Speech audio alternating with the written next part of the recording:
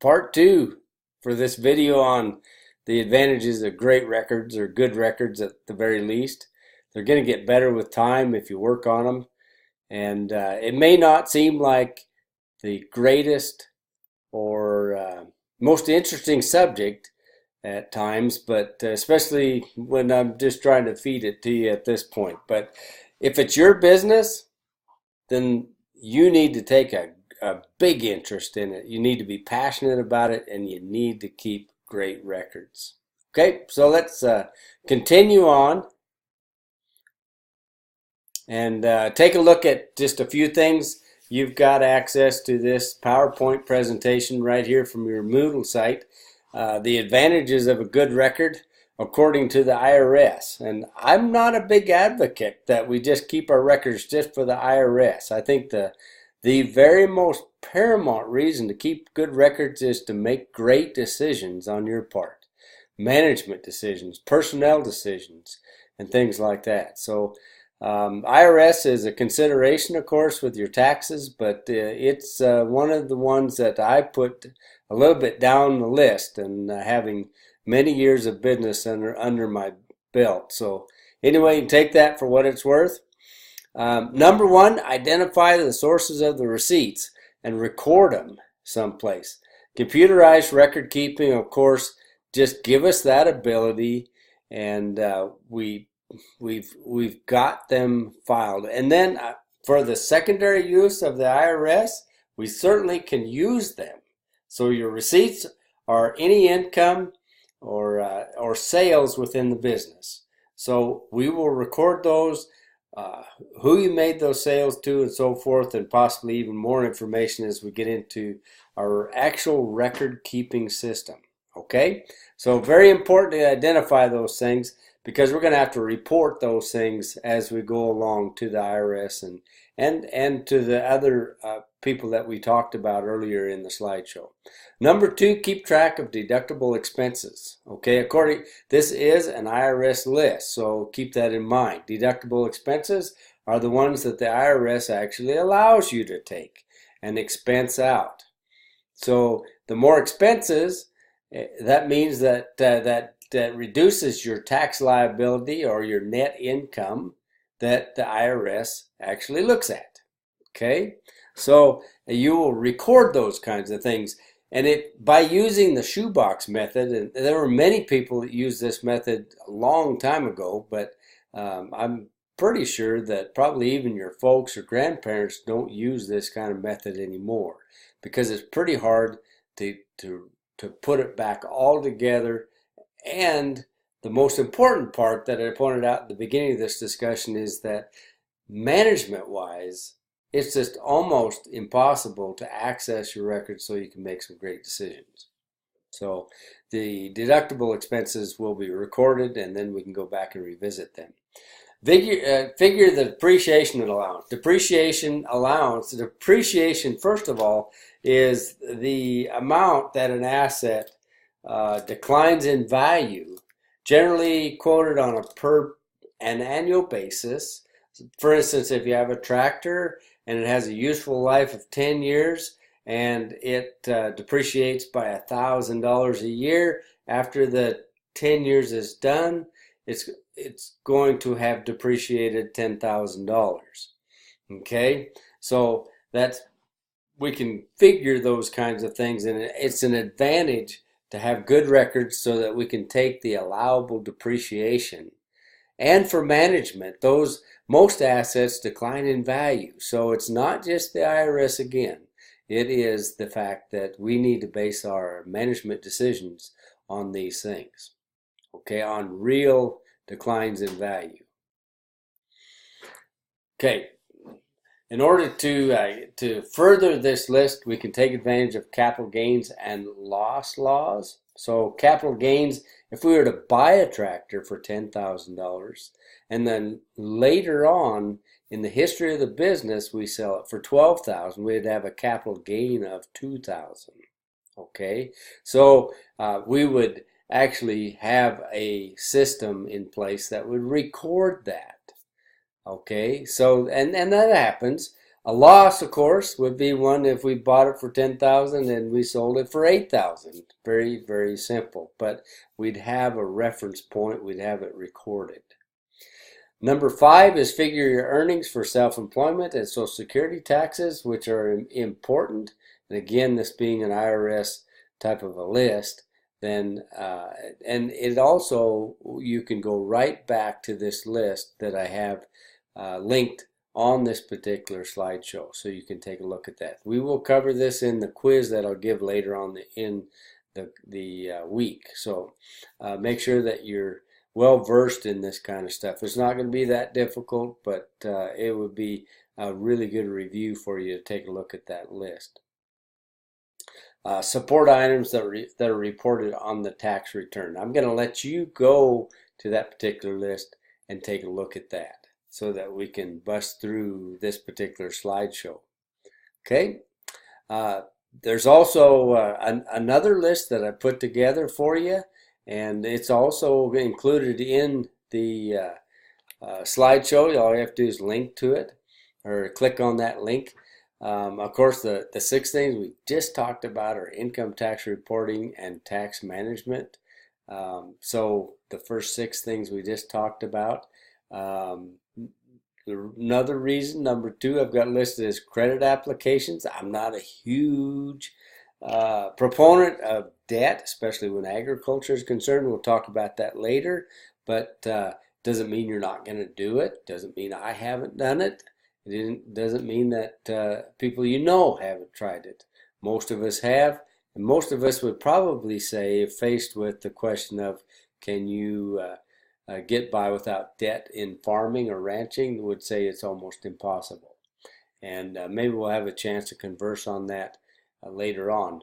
But we're definitely going to need good record keeping so that we can report and allow lenders to take a look at what potentially our ability to repay some of that debt is. Okay? And that goes, number 3 goes right back to that. We will be able to actually show a stream of cash flow within our businesses, and be able to allow us some financial control over the business. Cash flow is the number 1 reason businesses go under. It's typically, it's not that they're unprofitable, it's that they don't have the amount of cash at the right times when they need it the most. So it's really, really important. So take a look at that list. It actually expands upon what we've talked about here, and you might see it again. Number 4, and one of the things that I want to emphasize in this class, really, really, it's just huge, is that the business management analysis and decision making that good record keeping actually gives you. And it's not enough that I can say here. If you've got good records, you can make good, solid decisions. You can find out where your holes are, or what I refer to them as holes, but where you've made mistakes, so that you don't make that mistake again. If you've had successes, then you want to repeat that one. And we can, with good business management record keeping, we can actually enhance that. Okay, so a really good one there. We may have to keep track of corporate distributions if we're in a corporate structure, as most agricultural operations. I find it interesting that the media actually says that, well, most farms and ranches are corporate. Well, of course we are.